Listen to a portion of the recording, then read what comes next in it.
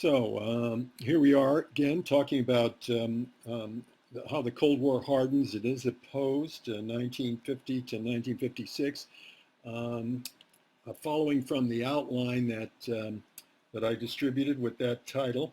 So I handled the last few topics last time. I had handled the first few topics, excuse me, last time.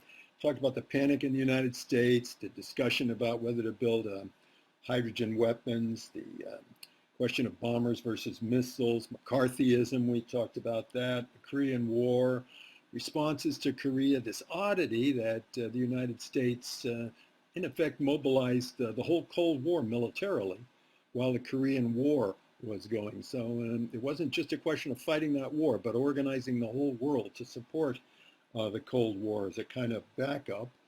Then we talked about the return of the right with Churchill in 1951, and then with Eisenhower elected at the end of 1952 and taking office at the beginning of 1953. Now they bring in the new look, a national security strategy that is organized around the idea of nuclear weapons as the primary thing. And it fits in beautifully with the perspectives of the other NATO partners in Europe, because the Lisbon Force Goals of 1952, which suggested that they should have 41 divisions and raise 41 divisions of conventional troops, very expensive proposition. That whole thing fell apart entirely, and none of them put up the money for that. And so they all decided they would depend on nuclear weapons for their presumed defense against presumed Soviet attack. And the United States, of course, would be the one who would have the nuclear weapons. So that's the shape of NATO. That shaped up in about 1952, 53, right? And that's pretty much the shape of NATO today.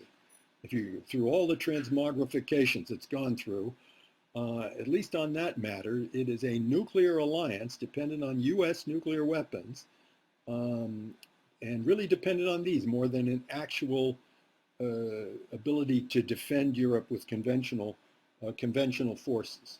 Although this changes constantly, and there are all kinds of new perspectives introduced every year. Nevertheless, I think that we have still not broken entirely with that mold that was set in 1952 and 3. Anyhow, we're talking about all these things last time, and I guess we finished up talking about the death of Stalin and the succession to Stalin, the rise of Nikita Khrushchev. And we gave an indication of some of the things they're going to be arguing over, and we'll talk a lot more about Khrushchev before we're through. We'll come back and talk about the Soviet succession struggle and Soviet evolution of Soviet ideas. And we'll talk more about it today, and a whole lot more about it next time, the time after. So we've only really introduced that problem of the Soviets and their politics and the changes that they are going through. But today we have to talk about Southeast Asia, because right after the defeat of Korea, it became apparent that the United States was not going to slip out of Asia, but it still had the whole question of Indochina to take into consideration. So we need some reorientation. We have to reorient ourselves around things. We've been talking about Korea as a special problem, the Chinese revolution and how it develops into the Korean War, and then the United States response to that. We've been talking about all those things, but we haven't said much about Indochina. And I think it's worthwhile for us to remind ourselves that this whole perspective on struggle against communism in Indochina, or I should say in Southeast Asia, it all goes back to Mountbatten and the Southeast Asia Command at the end of World War II. Remember us discussing that when we talked about Mountbatten, Stilwell, Claire Chennault, Chiang Kai-shek, all these controversies about how to fight the war and all the rest of that. And you no doubt remember my mentioning Mountbatten in that regard, and saying that Mountbatten was very much interested in conducting a campaign to save imperialism, I think you'd have to say, save imperialism in Southeast Asia. Here you see imperialism as it would have existed before World War I. You get the basic outlines of the actors. Well, not all of the actors. We don't see the German colonies on this map, but we do see the French in Indochina, Thailand, Siam, that is no man's land. That is to say, Siam is not a colony. The British and the French have come to terms over Siam. They're going to leave it alone. The British are going to have Burma as part of India, and the French are going to have Indochina. So Siam is there. Thailand, it's going to be Thailand. And eventually it will be allied with the Japanese, as you perhaps already know, in World War II. The French are trying to hang on to Indochina at the end of World War II, and Mountbatten becomes the agent of that. So he's using a lot of forces. He's using captured Japanese troops. He's using thousands of troops from India, from the Indian Army. So the British are good at this kind of thing. These are not a lot of British troops that are actually carrying this thing out. And they are working to establish the French back in Indochina. They managed to do so by 1945. They are similarly pursuing a rather long-range strategy, which I think is worthwhile for us to keep in mind. A long-range strategy which depends on the idea that the British are going to try to get their hands back on Hong Kong. They're going to try to get Singapore back, if possible. Going to try to keep Malaya from becoming independent. And when you talk about Malaya, you're talking about the British possessions also in North Borneo. The British think about Malaya and North Borneo as all their sphere of influence there. And they're going to eventually try to make a state out of all of that called Malaysia. They want Singapore and Hong Kong, of course. And they're also working to establish the Dutch in Indonesia. We already talked about that. How the Indonesian independence movement was fought arms in hand, almost right from the beginning, by Mountbatten and by all of these British Empire, you could say, plus Japanese troops that they were fighting in Southeast in the Dutch East Indies, soon to become Indonesia, but fighting against this Indonesian independence movement. So imperialism trying to establish itself in Southeast Asia at the end of World War II. So while the United States is agonizing over the Chinese Revolution and the Korean War, the French continue to fight in Indochina, and they'll be carrying on this struggle between 1946 and 1954. It won't be driven out until 1954. So the United States leaves Korea in 1953, and then immediately Indochina starts to loom on the horizon. The United States have been giving guarantees to the French about Indochina since 1946 or so. Harry Truman once again takes the view that he's got to fight communism and that it is secondary to fight against colonialism. And if anything, what that adds up to, as we've been saying, is that you are supporting colonialism against communism. You have reversed the signs. You're no longer, as Roosevelt had in mind, you're no longer going to go along with independence movements and press decolonization upon the Western powers. Now you're taking the view you're going to defend these Western powers, defend imperialism, and you're going to fight against decolonization under the rubric of anti-communism. So that's fundamental motif of the Cold War in Southeast Asia, and it probably behooves us to keep that in mind as we proceed through the topic. Okay, so what's the problem with Vietnam? It's the French and the French Foreign Legion. They can't raise any real troops out of the French army, anything much from the French army. They have their own generals commanding it, but they're essentially using the Foreign Legion to fight in Indochina and having a rather hard time of it. And finally they get the view they're going to try and bring these guerrillas out of the jungle British, by the way, during the same period, British were doing splendidly in their anti-guerrilla, anti-communist operations in Malaya. So the French were lagging behind in a certain sense in that respect. But the French wanted to get set-piece battles to fight the Viet Minh, and they arrived in the end at a strategy of fortifying one area and hoping that the Viet Minh would come out into the open and give battle in a conventional way, not in a guerrilla sense of hide and run, but in a conventional way, come out and try to take a big position away from them. Those of you who remember World War I and Verdun will be reminded of something of this strategy pursued toward the Germans, and an analogy with this strategy pursued toward the Germans. So Dien Bien Phu turned out to be the place where they hoped they would annihilate the Viet Minh forces. Dien Bien Phu is down in a valley and has mountains on all sides of it. The British base was down in the valley where they could land planes. It's basically an airstrip plus hospital plus other buildings. And so they built a tremendous armed perimeter around it and fortified it, flew in all sorts of weapons, equipment, supplies, and all the rest of that, extra troops. They were really going to make a stand there, and hopefully they would annihilate the Viet Minh forces. The Viet Minh forces did not give them battle, but dug in the hillsides and had to perform colossal feats of dragging artillery through this inhospitable terrain in order to set up a whole lot of guns in these hillsides. And eventually they managed to do it. So the Dien Bien Phu battle is basically an artillery duel in which one side has got the artillery and the other side doesn't.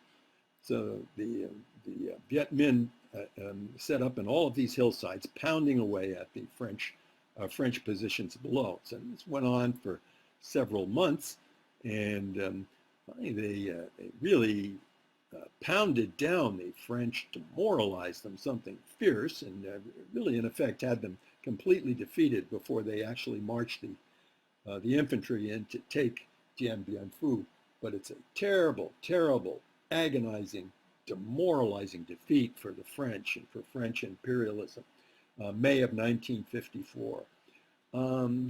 So Ho Chi Minh, the communist leader of the anti-French guerrillas, Ho Chi Minh presumably would have got all of Indochina at his disposal. I mean, he's defeated the French army, and if the situation on the ground is any indication of how the peace settlement ought to be made, you would have thought that Ho Chi Minh would emerge as the president of this new post-French Indochina.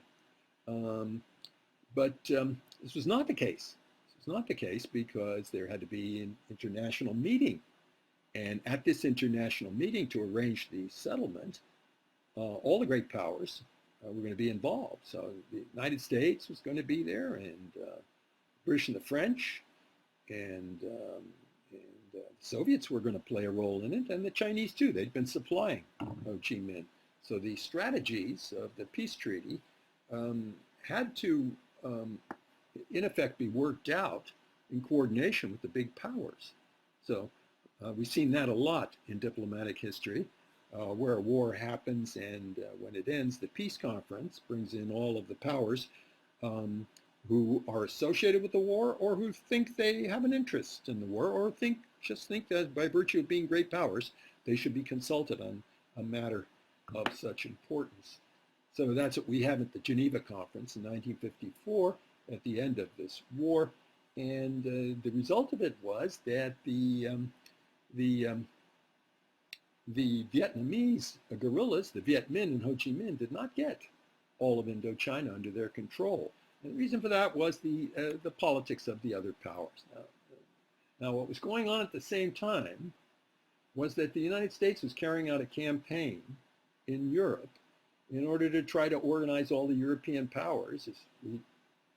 indicated, talking about um, um, the Lisbon goals, the Lisbon Force goals, try to organize them in a conventional way to get them to supply some troops. That turned out to be uh, impossible of accomplishment, but in the course of that campaign, there arose a British plan put forward by a French plan put forward by the French politician René Plavon. The Plavon plan was to form a European Defense Community, an EDC. And this EDC would have included German troops, this defense community. They would have organized German battalions under German leadership and command, but not at beyond the battalion level. So when you get up to the command of all the forces, the Germans wouldn't have had a role there.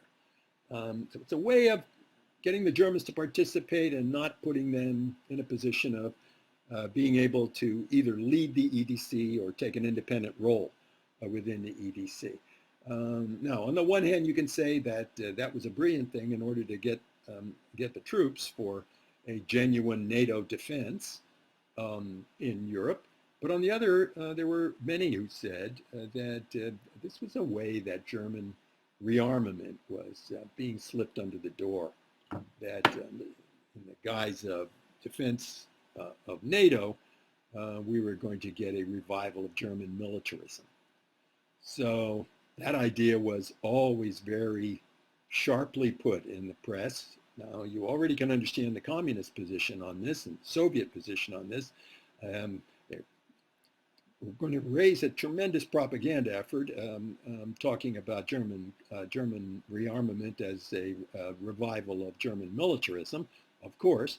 But most of this, I would contend, is quite genuine. The Soviets are genuinely afraid of a revival of Germany. They're especially looking down the road. They know that German rearmament means that the next thing that's going to be brought up is should there be German nuclear weapons. So that's something on the mind of the Soviets. We'll talk more about that next time when we discuss the Soviet aid to the Chinese nuclear program and the Soviet worries that the United States would have corresponding aid to a German nuclear program under Konrad Adenauer. Adenauer, who led Germany at that time, was very keen to make Germany a completely revived great power, and to him that would also have meant also nuclear weapons. So that issue is not completely introduced with the Plavon plan, but many thought that the idea had been suggested and that there was a certain logic once you said A, as the Germans like to say. Once you say A, you have to say B. So this is the British liberal cartoonist David Lowe, who we followed for some of his other cartoons on other issues, and who I followed in my course on the 20s and the 30s. And he is essentially illustrating this idea that while there's cheering for the German rearmament under the EDC, there's also the specter, the ghost, the threat of an uncontrolled German rearmament. So this EDC was pending, and the French had to think about that. And there was the question of how peace would be organized in Indochina, operating at the same time that the EDC was reaching a kind of, well, it was going to be discussed and voted on in the French Parliament. So the view of the communists was that they had to stop this thing, and they wanted to stop it.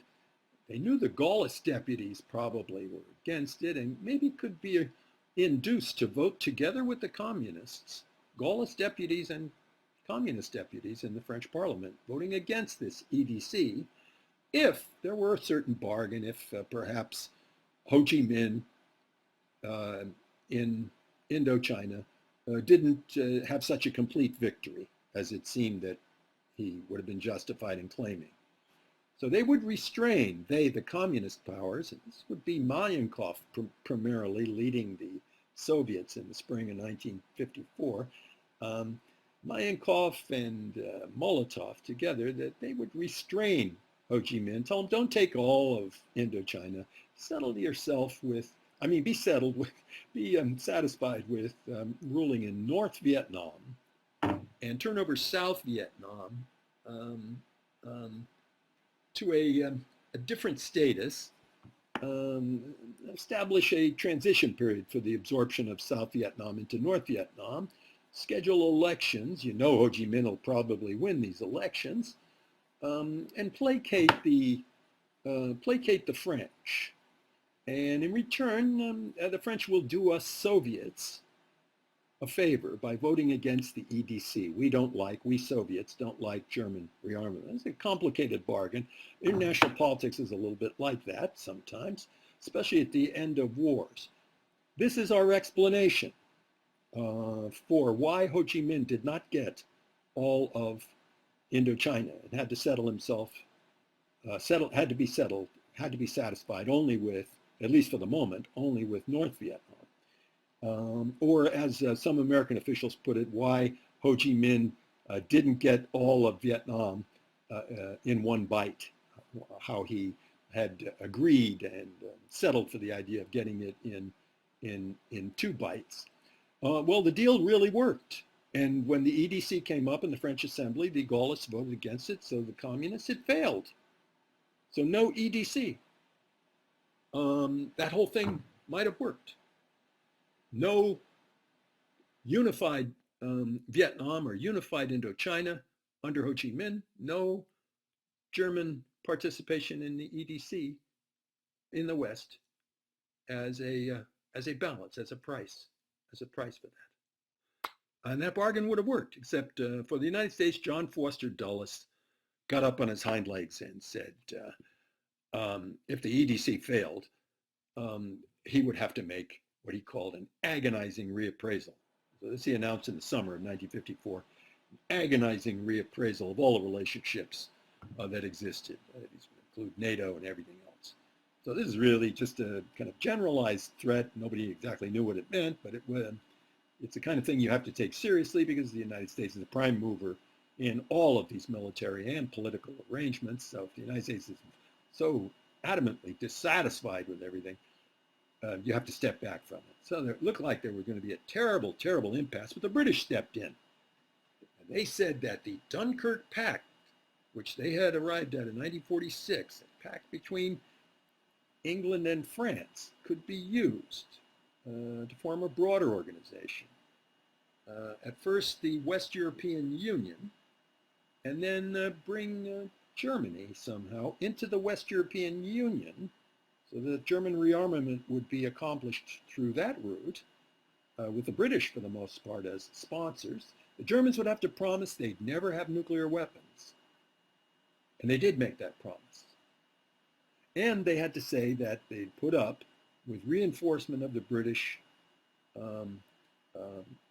troops in the north of Germany. So the British have a zone north of Germany, and so part of the arrangement is that the British are going to more or less augment their troops in order to keep a closer eye on this whole question of German rearmament. So it's a way of slowing down, taming, domesticating the idea of German rearmament, but getting it anyhow. So very complicated process we have to take note of and interpret in 1954 and 55, whereby the Germans get rearmed and start raising big battalions. So they're going to have a lot of troops participating in NATO. They'll be in every exercise. German defense industry be building a lot of tanks and artillery and all sorts of military implements. Good stuff. You know, Germans are good at that sort of thing, and that all is going to take shape. Moreover, the United States and Britain, or I should say Britain, start the sentence out that way. The British patched up their relationship with the United States to a much greater degree because they performed this very tricky diplomatic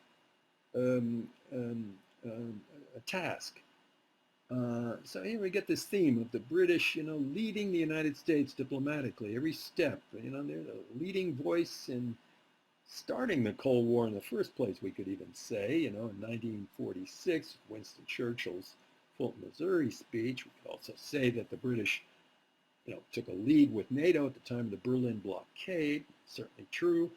Taking a lead now with German rearmament. The British, they seem to be the leading diplomatic edge in the Cold War, but the United States providing the main force. And not to say the United States is dragged around by the nose. No, this is all happening because John Foster Dulles insisted that the whole question of German rearmament not be buried with the failure of the EDC. So that's an interesting thing that shapes up, and a kind of world politics, you could say, of the Cold War. You know, the relationship between power questions in Asia and power questions in Europe, and how intimately they're tied. We've run into this, I think, on a number of occasions in the past. How the French feel about all this, seeing Germany rearmed. The French did not like this idea, have a hard time swallowing it. How did they come to grips with it? What was their response? Well, response, let's put some money into building nuclear weapons. So we've seen this, I don't know how many times now. You know, that is the problem, and we will see it over and over again. This phenomenon of you know, big diplomatic or military defeat. You don't know how to swallow it. The only response you can give is to build more weapons, and in this case, to really contribute in a big way to the French nuclear program. Well, you might say the French nuclear program is not interesting to us because they're never going to have a lot of nuclear weapons compared to the Soviet Union and the United States, but any nuclear weapons are important. The French take the view that if the British are going to have nuclear weapons, and remember they do, that the French ought to have them as well. And they even use the same argument for justifying these nuclear weapons. The British say that in a crisis when the Soviet Union is threatening Europe, by the way, it's always against the Soviet Union that you have to justify the possession of nuclear weapons. So if the Soviet Union is threatening West Europe, they will have to think twice if they have to confront a decision to be made in Washington on the one hand and also in London. So that was the argument of the British. And the French end up making an argument just like that. If they have to think twice, they'll have to think 3 times about a decision made in Washington, in London, and in Paris. So if the French have nuclear weapons, in addition to the Americans and the British, they will add to the deterrence. I mean, that's an argument that is designed to be consumed, of course, in the United States. That's who they mainly have to justify it to. And the nuclear weapons program is going to get started, but it's not going to be driven to a finish right away. And in fact, it hits a few snags from this point on. It doesn't really exactly get going. It's just a statement of intent, basically, made by the French Parliament. But it'll happen again right after Suez, and that's going to be another defeat for the French. We'll finish up talking about that today. After Suez, the French will make a second decision to put more effort into nuclear weapons. And finally, they'll have the things in the 60s. The force de frappe, strike force. We'll talk a lot about that. We'll talk about General de Gaulle, who's going to return to power by then. And he's going to have to set right all of these humiliations, if that is possible, is thinkable, going to have to set right all these humiliations that the French are suffering. So there it is. And then what happened immediately after that, the Soviets decided that they would organize all their client states into a pact just like NATO. And they did in 1955, the Warsaw Pact. Frequently you see in the histories that NATO was put into shape, and then the Warsaw Pact was put into shape. So the Warsaw Pact is an answer to NATO. No, not so. NATO was shaping up by 1949. The Warsaw Pact doesn't happen until 1955. That's a big gap there.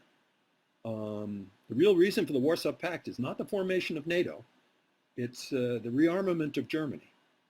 So it reinforces this thought that the Soviets are really quite keen, quite interested in the threat posed by German weapons, German rearmament, German militarism, and God forbid for them, they would say, German nuclear weapons. So I'm going to be coming back to this theme and talking about all of its ramifications shortly, but not today. We'll come back to this theme when we get to talking about the Sino-Soviet split and real reasons for it. And just as so as not to be mysterious, let me indicate now that I'm going to argue that the Sino-Soviet split is mainly over nuclear weapons. It's not over any other ideological questions or any other such things. So the French then turned to nuclear weapons at the end of this crisis over the EDC. Are they out of the woods? Are they going to suffer any further indignities? No. The answer is no. The indignities are going to keep coming for French imperialism. Next revolution on the agenda is Algeria. Algeria was not really boiling up until this point, but immediately after the defeat in Indochina, after Dien Bien Phu, Algeria starts to come up very strongly. This is going to be much more intense in the minds of the French, this desire to save Algeria, to keep Algeria from, it's almost like the United States losing Texas or California or something like that for the French. They want to hang on to Algeria. We'll talk about that next time and how Algeria figures in all of these things. So the Warsaw Pact then. So after 1955, we have Europe pretty much divided east-west into military pacts facing each other hostily and presumably ready to square off. You note in this map that Yugoslavia is in green. Yugoslavia is a communist country, but it is neutral. It is neutral. You could say that's a genuine neutrality because we have some other neutrals on this map. We have Austria that was made neutral in 1955. We have Switzerland that was neutral already. Of course, the Irish don't participate in any kind of military arrangements together with the British, so they're neutral. Sweden, Finland, we have neutrals in Europe, but Yugoslavia is a special kind of neutral because Yugoslavia is still a revolutionary power. It still calls itself a communist regime, Marxist regime. They want to hook up with the other revolutionary forces in the world. They will be doing so. And this provides us with some of our problems that need to be discussed. But before we drop the subject of Southeast Asia, let's consider what the United States did at the end of this thing. While remember, Ho Chi Minh has taken half a loaf. He's ensconced in North Vietnam, and there are going to be elections in South Vietnam. The United States didn't sign the Geneva Agreement, so the door's open to the United States subverting the whole thing and building up South Vietnam. And it's going to do exactly that. And in fact, it's fishing around during this period we're talking about. It's fishing around in the United States. Finally, in a Catholic monastery in the United States, it will find No Dinh Diem, and it will make him into the leader of South Vietnam, and it will send American troops there to support him. And the great American war over Vietnam will take shape in earnest from this point on. But the immediate response of this thing was to form a NATO-like military alliance for Southeast Asia. That's what Dulles wanted, some kind of containment instrument, a military alliance. So that's what they formed in '54, Southeast Asia Treaty Organization, SEATO. So that's Britain, France, United States. So far I haven't named a Southeast Asian country, have I? Well, Australia, New Zealand. So far I haven't named a non-white Asian country, but there are a couple. Pakistan, well, that's not very close to Southeast Asia. Let's look further. Pakistan, there's Thailand and the Philippines. Well, so there is some Southeast Asian participation in SEATO. So the way I just described it is the way many looked at it. There's not much to the SEATO alliance in Southeast Asia. It's all outsiders in Southeast Asia. The enemies of it, communists, can easily make the argument that it's mainly an imperialist or ex-imperialist kind of system. And what are the Pakistanis doing in it? It's not so easy to understand. Where's the Pakistani interest?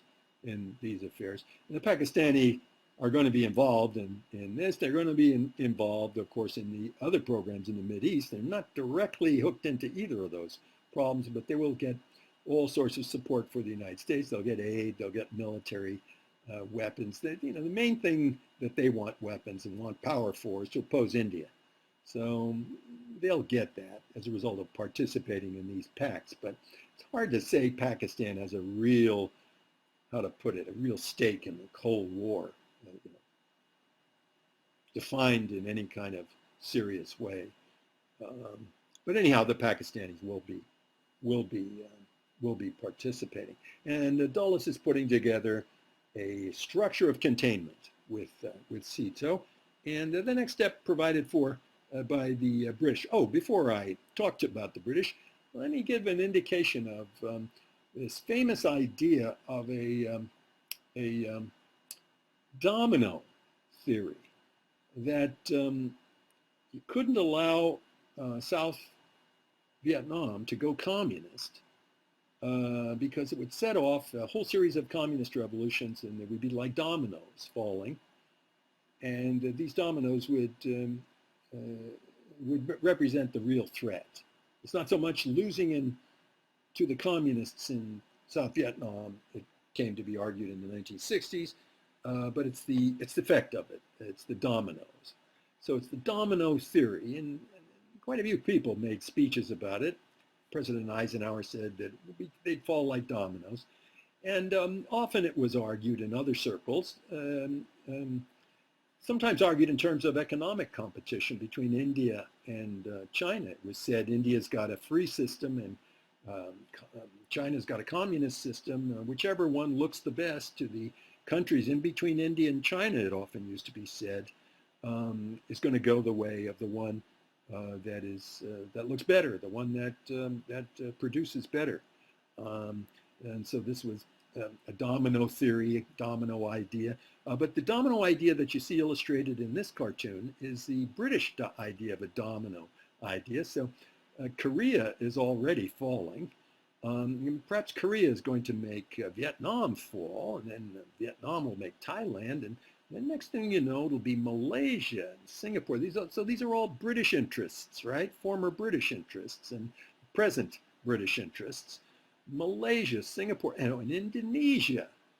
So it isn't just the question of the countries between China and India in this domino theory. It's a question of the dominoes rolling into the Southern Pacific and into Indonesia. This, I think, is the way the British thought of the matter.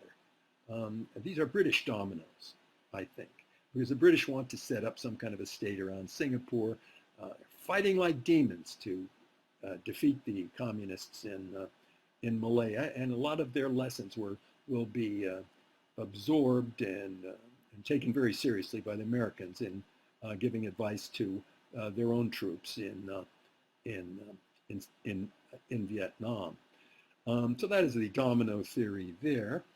But the other part of Dulles's containment scheme is put together by the British, the Baghdad Pact, which they organized in 1955. So here you see the participating countries. Once again, Pakistan has got into this thing. Turkey and Persia, Turkey and Iran, that is to say. Iraq, so the British are very much interested in Iraqi oil and very much interested in Iranian oil after the overthrow, as we talked about it last time, of Mossadegh in 1953. So the British want to set up this tier of states. And the argument is, of course, that it's a wall, which is a barrier to Soviet expansion into the Middle East, but really it's a series of arrangements which can satisfy British interests and then, of course, Western interests in general, the United States interests in general. So the Baghdad Pact was put together in 1955. Egypt, they would have liked as part of it. If they had Egypt, it would have been a very, you might say, almost dominant force in the Middle East, and maybe it could have been used against Israel. Hard to figure that, but maybe it could have. At any rate, if they had Egypt, it would be a considerable force. But Nasser, for the Egyptians, would not hear of it, would not join the would not join the Baghdad Pact, defied it, and said he was against Pactomania. Um, so he's a thorn in the side of John Foster Dulles and the idea of forming containment pacts, Pactomania, all around the world. NATO, CENTO, CETO, etc. They'll be.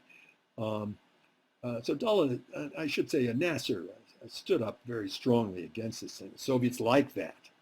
So the Soviets made a deal with him when they found out he was denouncing the Baghdad Pact. They made a deal for some weapons and sent them from the Skoda Ironworks, Skoda Arms Works in Bohemia, in Czechoslovakia. And so they will send these weapons, and they include a lot of Soviet equipment too. So there are a lot of small arms, a lot of tanks, Soviet bombers, in fact, bombers capable of bombing Israel, all sent to Nasser in 1955. Czech arms deal. So that caused Nasser to look upon the Soviet bloc in a very friendly way, recognize China right after the Czech arms deal.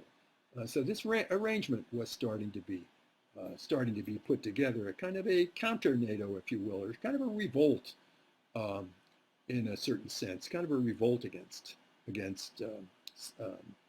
Baghdad Pact and against the Dulles conception of containment. And so there's a map that shows the whole containment idea in the 50s, the way the United States had hoped it would shape up. You see it's a ring around. It's very, very similar to the conceptions of the British Empire in the 19th century. India is not part of it. That's a big hole in it. So the Indians are very favorable to the Soviet, very friendly, they even see the Soviet Union as an economic model for India. So they're friendly to the Soviets. They're not going to be part of any of this pact making. And as you see, there are serious holes in the thing, but it's still pretty formidable. I mean, it's got all of Western Europe. As long as it's got something in the Middle East, can hook up there. Greece and Turkey have been dragooned into it. So it's hard to imagine Greece and Turkey getting along on anything up to this time.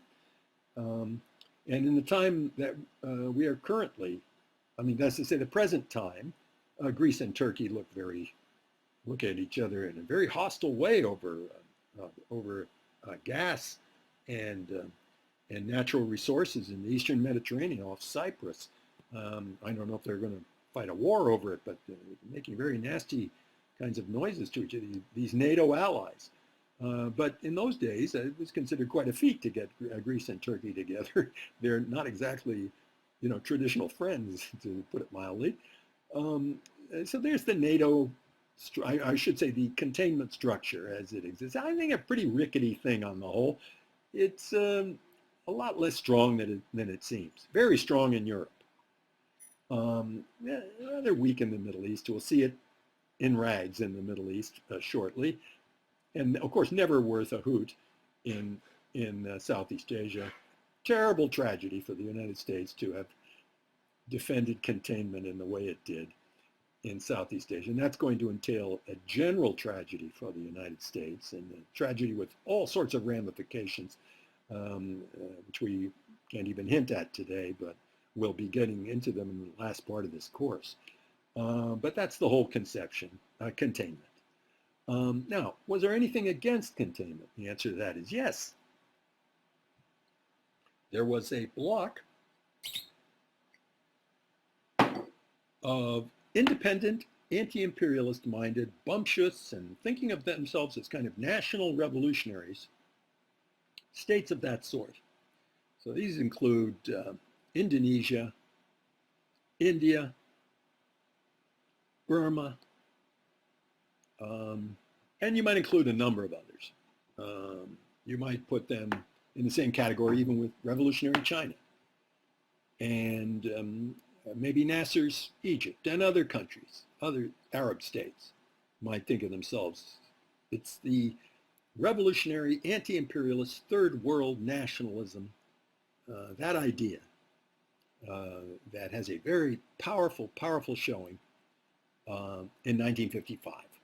And it's a response, I think, to all this pact building by John Foster Dulles, this containment building. And the argument is we are not for the Cold War. We think the main antagonism in world politics is not between East and West in the Cold War. It is between the Western imperialists and revolutionary third world nationalism. Okay, so these are two different conceptions for organizing your thinking about the rivalries in the world. I'm going to argue that the first one, Cold War conception of the battle between East and West, is going to fall apart completely. And that second one, that Bandung conception, is going to win the day in the 1960s. It's going to win the American students, going to win all the opponents of the Vietnam War. Not that that's inherent or anything like that, but I think it's the events that drove the thing to that logical conclusion. So there's the grouping at Bandung. It has all sorts of brilliant personalities. Right? So these people are going to be talked about all over the world now. And they're not exactly statesmen leading great powers. Well, they sort of are. They're middle rank powers, or maybe something below middle rank powers, if you consider the British and the French middle rank powers. I haven't got a nuclear power among them. But these are kind of important states, states with a regional importance, certainly states that have a revolutionary message, and that's going to be the big thing with third world nationalism, this revolutionary message, which isn't exactly the same thing as military power, but it's still rather strong. So here you have the big personalities from left to right, Nehru from India, Kwame Nkrumah, from the Gold Coast, soon to be called Ghana when it was independent in 1960. Gamal Abdel Nasser, Egypt, and on his left, Sukarno of Indonesia, and over in the far right, there's Tito of Yugoslavia. So Yugoslavia is involved with third world nationalism. Isn't that interesting? So by virtue of its communism. It is interested ideologically in third world nationalism. So these are very powerful personalities. The Chinese come to Bandung, make all kinds of anti-imperialist and revolutionary speeches. They get a very friendly welcome. The Chinese are definitely part of this whole thing, one way or another. Maybe they're not the leading part. The Chinese don't bother to become the leading part of it, but they're definitely hooked up with this thing. And you can imagine it represents, with China, represents quite a block of countries. There's Nasser shaking hands with Nehru of Egypt and Tito standing over them, smiling. Everybody's smiling, everybody on good terms. Nehru with Ho Chi Minh, who just won the struggle for Vietnamese, or at any rate, he won the first chapter of the struggle for Vietnamese independence. And so they're on pretty friendly terms. And Khrushchev himself in the Soviet Union came to the conclusion that this was a really dynamic force in world politics. That Soviet Union is a revolutionary communist power, and to be able to hook up with all of these forces in world politics would be an enormous step forward for the Soviet cause for communism. So Khrushchev now, who comes to power fairly quickly, 54-5. By 1955, you could say he's pretty much being able to speak together with Nikolai Bulganin, the military man, who was his sidekick in 55, but after that, not so much. He passed into the margins. We'll talk something about attempts to overthrow Khrushchev as we go along, but let's not get into that just yet. Khrushchev starts to think that the most important thing is to hook up with this Bandung bloc with third world nationalism, anti-imperialism. If you can do that, together with the Soviet Union, there will be a world peace bloc. Soviet Union and China, of course. There will be a world peace bloc. And so that's what he's aiming at. He wants to stay on good terms with Mao, and two of them were on good terms in 1956, 1957. They are going to be on good terms for several years from this point on. but they're going to be on bad terms just after that. Let's not talk about that just yet. But anyhow, they're all going along with this tendency. It looks like a considerable revolutionary bloc. And Khrushchev took Bulganin and went on a tour, went to India, you know, and you know, made a big tour. Stalin had never done anything like this, and he becomes a kind of a world statesman. He's in all the headlines, and there he is with Tito. So Stalin kicked Tito out of the Cominform in 1948. Tito's been an enemy. They've been denouncing Titoism, but Khrushchev is now playing ball with Tito. In fact, he had a conference with Tito in 1955. He said to him, gee, this was a mistake, he said, for you to have been expelled from the communist movement. And we're responsible for it, but really in the leadership it was Beria. So he named the police chief, Lavrenti Beria, as the real reason for the break with Tito. Tito said nonsense. We all know it wasn't Beria. No, and Beria couldn't have acted on his own. It was Stalin. He said Stalin was the one. So if you want to apologize to me for having kicked me out of the Cominform, if you want to patch things up, you'll have to come to grips with the fact that it was Stalin who did it. So Khrushchev gulped and swallowed that, but he wanted to destroy the Cold War. There he is, a Soviet cartoon, destroying the Cold War. That's Holodnaya Vojna on that hat. That is coming off the ice sculpture. So he starts to try to patch things up with Tito. And what was the result of that?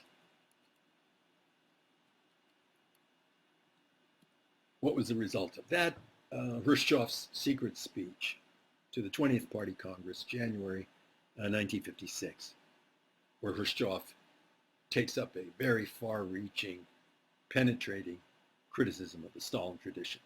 It doesn't go all the way, not far enough to satisfy anybody in the West, not, in my opinion, not far enough to satisfy even a socialist in the West, but it's a big step.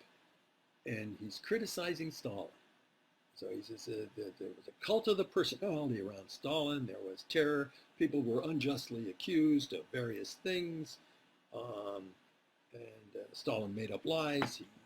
He liquidated innocent people. All this is true. Liquidated innocent people. Of course, he didn't go the whole route with it, but he did make a huge step, and it was enough for Tito. So from this point on, Soviets are not going to have big celebrations in the name of Stalin. They're going to de-emphasize Stalin, and they're going to be in a condition of de-Stalinization for some time. So that is a huge change for a country that lives by ideology. It's a revolutionary regime that lives by ideology. It is now criticizing Stalin. We're going to do this right up to the very end. And really, it will fall apart criticizing Stalin. And I'm going to have a lot to say about this before we're finished in this course, but I don't want to plunge into it just yet. The secret speech, 1956, though, very important benchmark for that process of de-Stalinization. But what effect did it have in the Soviet bloc? Immediately, the other Soviet regimes, Poles, Hungarians, started to make the argument that if we're going to criticize Stalin, it means we're going to have an entirely new regime here. I mean, most of these people in the leadership up till now have been on Stalin's bandwagon. If we're going to criticize Stalin, let's bring back different kind of leadership. In fact, let's have a different kind of regime altogether. So the de-Stalinization, while it doesn't introduce the question of democratizing the entire Soviet Union, it did not. It did raise that question in East Central Europe. And the result of it was that the communists in East Central Europe wanted to have a new kind of regime of reform communism, especially the Hungarians and the Poles. I would say the Poles first, under Władysław Gomulka, who Khrushchev is going to approve of. So Gomulka insists that the Soviets cannot control his affairs, Rokossovsky, a Soviet general, was their Minister of Defense, of all things. Imagine that. And Gomulka said, we have to get rid of Rokossovsky, and Khrushchev went along with that. Gomulka managed to satisfy him that he and the Poles were still loyal to the communist bloc, even though they wanted to run their own affairs. And Khrushchev thought that couldn't be disagreed with. It's a very interesting phenomenon going on here. So he had to put up with the Poles. It's different with the Hungarians. The Hungarians rose up and started to talk about changing things entirely. They revived the Smallholders Party. They renounced the leading role of the Communist Party. So that's a big step. That means that maybe the communists are going to yield power to a non-communist or anti-communist party. That means the whole country might change completely in a hurry. And they also said, did the Hungarians, that they were going to get out of this Warsaw Pact.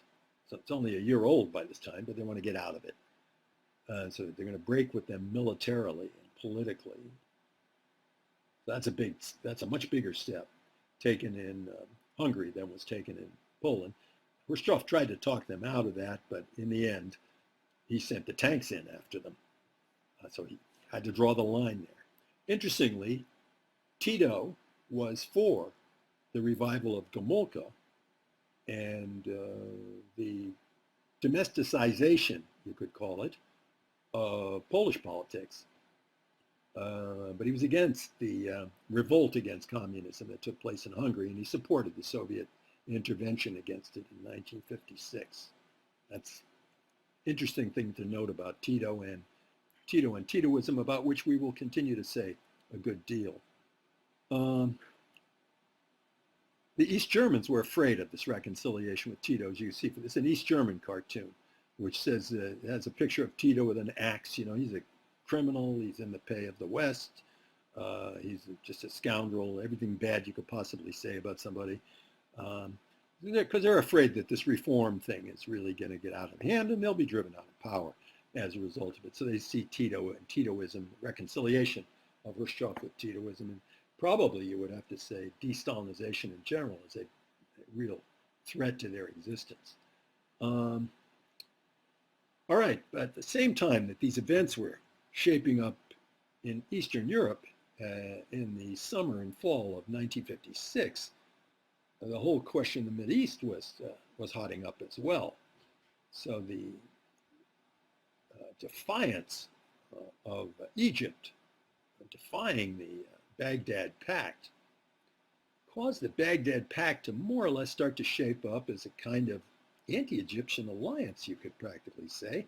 Certainly the British were scared to death of Nasser and began to think that Nasser represented something absolutely horrible, and began to make all kinds of strained arguments, ridiculous arguments, we have to say. Anthony Eden, who took over for Churchill, who retired in 1954, Anthony Eden came to the fore and started to say that Nasser was a Mussolini, a Hitler. You know, he had some experience with Mussolini and Hitler, so coming from him, it sounded authoritative, but still quite ridiculous to say this about Nasser. And he was just like Hitler, just to represent just as big a threat, and et cetera, and absolutely had to be stopped. Since then, almost everybody that we don't like, there's been a tendency for us to say that this person represents a new Hitler. And this is not a good tendency. I mean, that is to say, this is not a good tendency from the standpoint of speaking accurately about things and being sober about things. It's a kind of a tendency of trying to rile up people who don't know anything about the topic into a fighting mood. Not a good thing. Eden definitely fell into this. He wanted to get rid of Nasser. He thought Nasser was, in the end, a big threat to oil supplies in the middle. Not that Nasser had any oil, but he controlled the Suez Canal, through which all the oil comes. As you see from this German cartoon, all of it put very, very graphically. And not only John Bull in the United States, there's Uncle Sam, but a lot of other people, everybody who depends on oil that goes through the Suez Canal, is now at the mercy of Colonel Nasser. So they try to present Nasser such an enormous threat in this way. But the other mood that they seemed to take was that Nasser is, he's part of this third world bloc, and it represents a big part of humanity. And in the United States, Eisenhower and Dulles still recognized that they did not want to have the whole country, the whole war, the whole world against them. And maybe they could win Nasser over one way or another. When he started to depend on the Soviet Union, the United States started to increase its interest in him. And eventually, though, they lost the game because when Nasser bought all those Czech arms that we already talked about in 1955, he also decided to recognize China. And then the United States felt that had to be punished somehow. They were pretty adamant about nobody recognizing China. And so they dropped their support for the Aswan Dam. That was going to be the way the United States was going to compete for favor with the Soviets with all of their weapons. The United States was going to build them this dam that's going to change development in a serious way. The whole western part of Egypt, west of the Nile, could have been developed into agricultural communities and water power used in various ways that would have been very beneficial to the Egyptians. And this Aswan Dam, that was the big symbolic project in that endeavor. And then the United States, when Nasser recognized China, they very sharply withdrew the funding for the Aswan Dam. So that whole project, that whole thing, the dam didn't fall apart, but the whole relation with the United States totally went sour at that point. And the British and the French started to worry a lot about Nasser and started to criticize him in a serious way.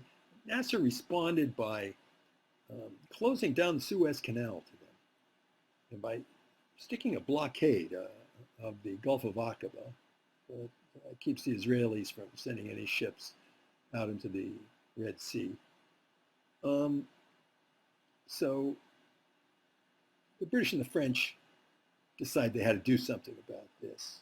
The fall of 1956, when the Hungarian and Polish events were coming to a head, Soviets were just on the verge of invading Hungary. The British and the French cooked up a plot in France with the Israelis. So Britain, France, and Israel. And the plot was the following. They were going to try to destroy Nasser's power and attack Egypt. The pretext was going to be that the Israelis and the Egyptians had too many border incidents across their Sinai border, and the Israelis got fed up and they were going to attack Egypt.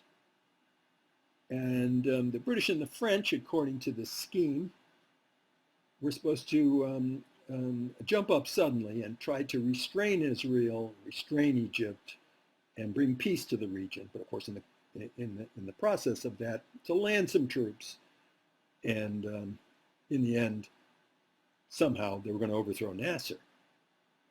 That they got the upper hand militarily. So that was the way they were going to present the thing to the world. It was quite, how to put it, quite artificial.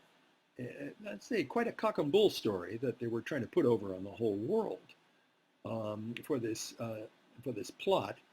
It's kind of an interesting thing to see three nations come together, have a conference, and in a couple of days decide to make war on another country and decide to present it in this kind of artificial and false way.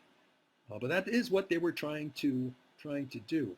The question was the United States going to go along with this? And they had every reason to think the United States was going to go along with it, certainly, because they didn't think the United States was crazy about Nasser after pulling out of the Aswan Dam project. And the United States had just got through overthrowing the Mossadegh regime in Iran, and similarly in Guatemala. So Nasser would have been the third. They would have pulled a Mossadegh on him, as some said. So the assumption was the United States would go along with this. And moreover, the United States was in the middle of an election campaign. Adlai Stevenson was running against Eisenhower. So it was thought the United States really wouldn't have much to say. And before you knew it, this thing could be done. And then maybe the United States wouldn't mind if this was done. They could act as if they didn't take a big part in it. That turned out to be wrong. It was a big miscalculation. Trying in effect to present the United States with a fait accompli on the issue of whether Nasser should rule Egypt. And then the other question was, how about the Soviets? They might stick up for Nasser, but they probably won't now because they're bogged down with this Polish and Hungarian affair. So, not while they're fighting over Hungary with tanks are they going to intervene in the attempt to save Nasser. So this is a really good time, thought the British and the French and the Israelis.